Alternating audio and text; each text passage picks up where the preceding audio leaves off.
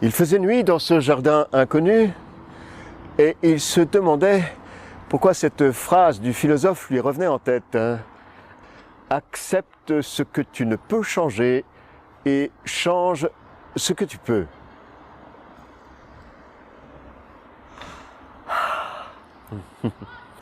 Soudain, il entendit un bruit derrière lui. Loin dans le jardin, comme un léger froissement. Il se retourna doucement, ne vit rien de particulier. Puis le bruit se fit de nouveau entendre. C'était un bruit doux et d'outre-tombe.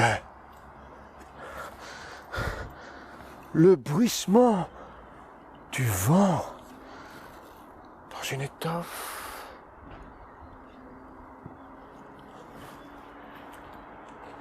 Une apparition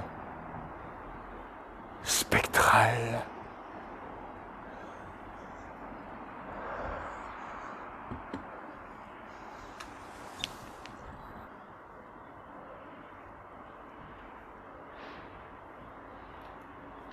Dans cette atmosphère troublante, le temps de la bamboche semblait bien loin.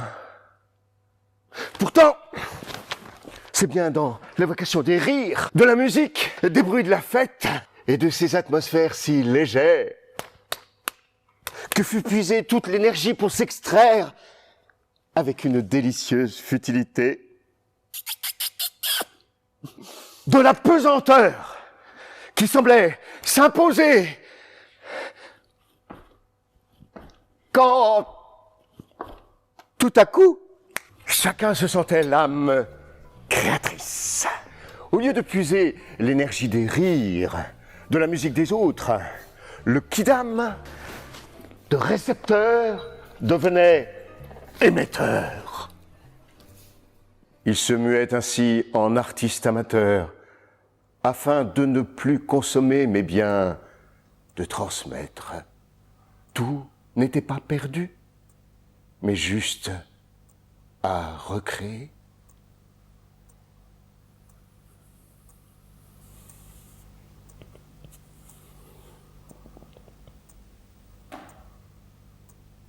Les hommes se grimèrent, récitèrent des réminiscences de poèmes appris enfants, s'essayèrent à différents instruments de musique. Tout cela n'était au mieux qu'une pâle copie de ce qui existait autrefois. Il fallait innover. Ils ne savaient pas qu'il leur manquait juste une petite étincelle. Ce lundi, un lundi matin brumeux, ils s'étaient, comme à leur habitude, donné rendez-vous dans cette immense salle qu'ils avaient si souvent rêvé de remplir. Lorsque, devant leurs yeux ébahis, une belle jeune femme apparut, traversa la scène, en mimant des hommes successivement connus d'eux tous.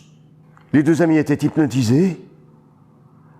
À la sidération succédèrent les interrogations. Qui était cette jeune fille ?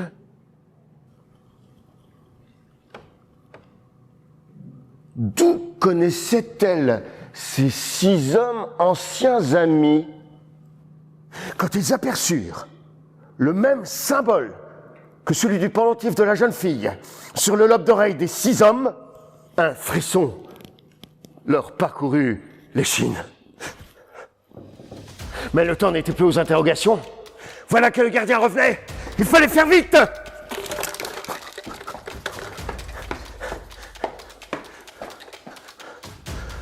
Tous ces mecs avec le même tatouage, mais c'est plus grave qu'on pensait. On s'arrache en douce et on prévient le patron, dit celui qui avait l'air de commander au gros pain. L'air dépité, les 4 hommes arrivèrent dans leur QG.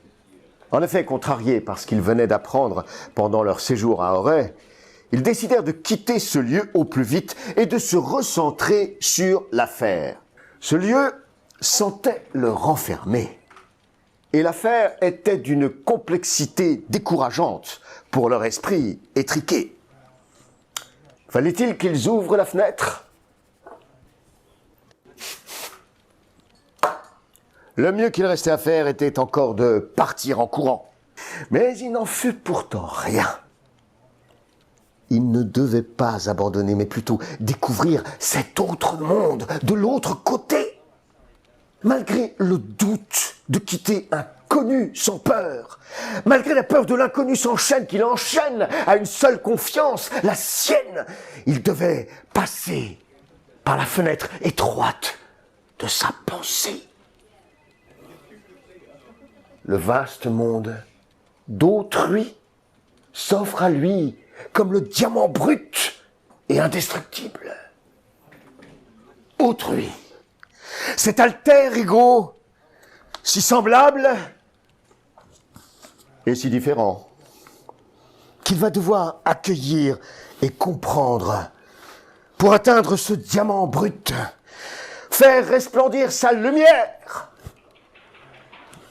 Lumière, lumière, et accroître sa capacité d'être.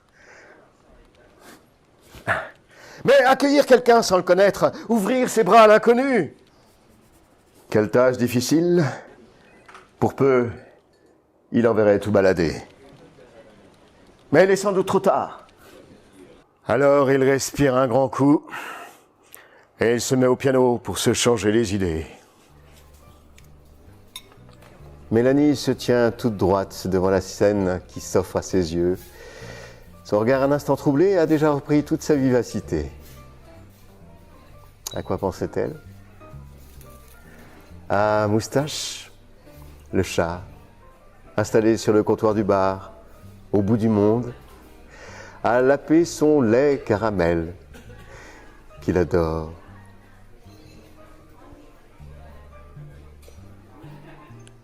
À l'autre bout de la salle, Flo, la chienne du patron, regardait d'un sale œil Moustache, qu'elle commençait à trouver impertinent.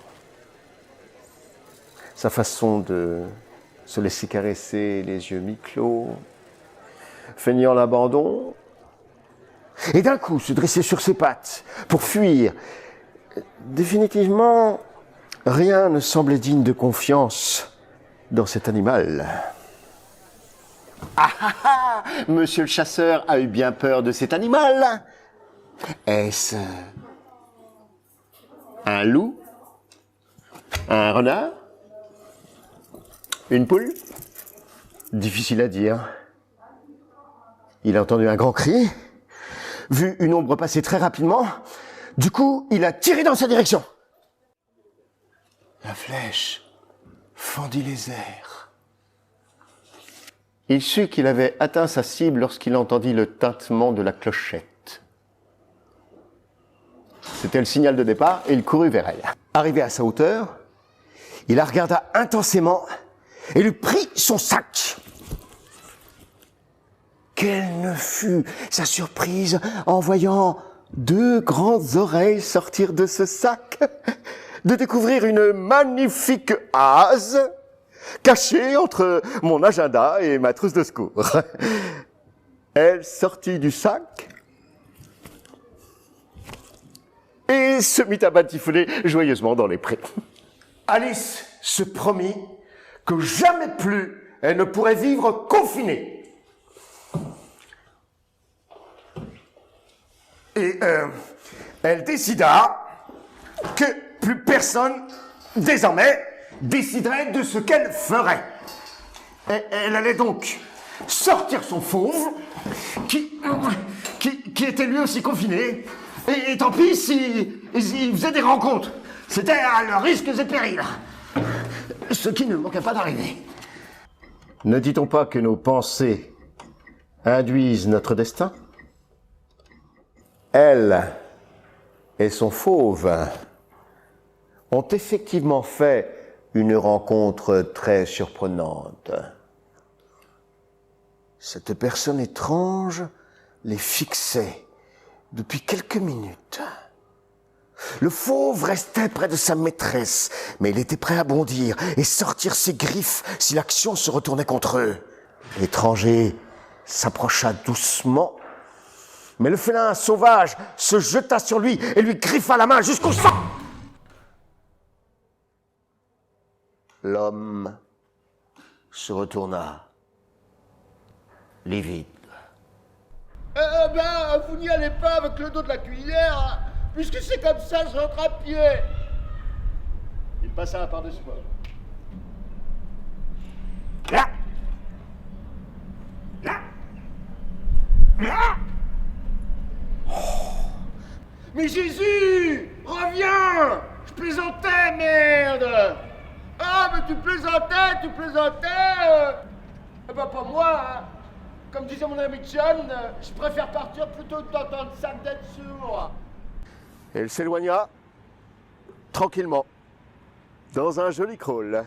Je le vis majestueux s'éloigner du bateau. Je détachai mon regard, 5 minutes, de ce petit point flottant. Il disparut dans l'écume blanche. Comment photographier la vie en noir et blanc si on n'apprend pas à la rêver en couleur? Mais à présent, le temps était compté et il s'agissait de parer au plus pressé. Couleur ou pas, ce n'était plus la question. Avant toute chose, il fallait régler le problème de ce chien qui suivait tout le monde et qui, s'il n'avait pas l'air féroce, restait inquiétant.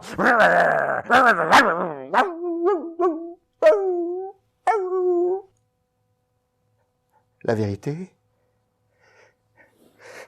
c'est que je m'attachais à lui et adoptais son attitude, en errant, sans but, à ses côtés. Je ne savais rien, ne comprenais rien, sauf ce besoin irrépressible d'être là. Là où toujours je me retrouvais.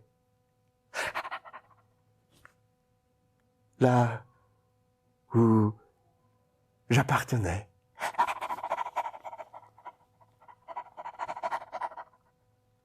Là où je pouvais enfin dire c'est moi.